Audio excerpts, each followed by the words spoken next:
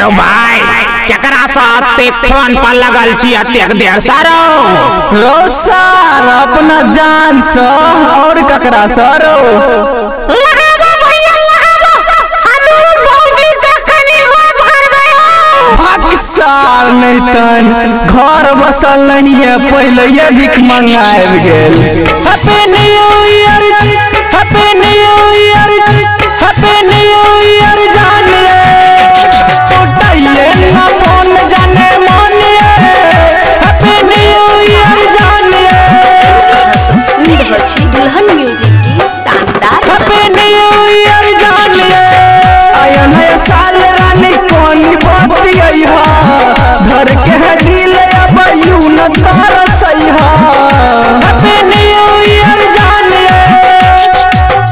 आइल नया साल रानी कौन बात आई हा घर के दिल अब यू न तरसई हा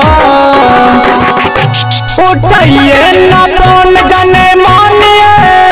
हैप्पी न्यू ईयर जानिए उठाइए ना फोन जाने मानिए हैप्पी न्यू ईयर जानिए happy new year happy new year happy new year जानिए उठाइए ना फोन जाने मानिए हैप्पी न्यू ईयर जानिए सब सुन रहल छी मदनेश्वर स्थान मदना से दुल्हन म्यूजिक की शानदार प्रस्तुति लाले लाले वटवा पे मीट मुझसे कनवा नैन कटार तोहर तिरछी नयनवा तिरछी नयनवा तिरछी नयनवा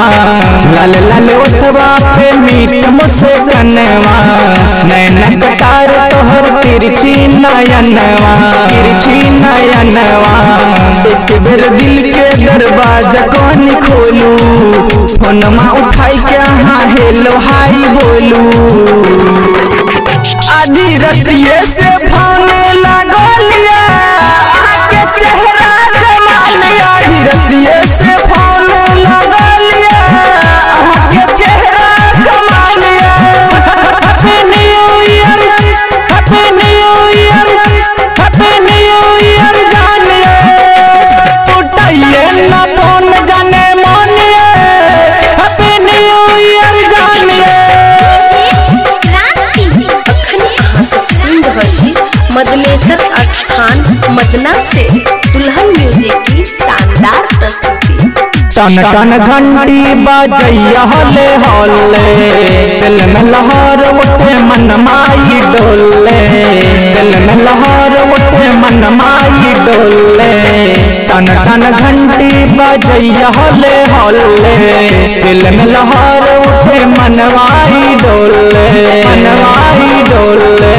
फोन हमर जल्दी उठाबू न रानी जवानी के गर्मी चढ़ाबू न रानी रानी अमद अनमोल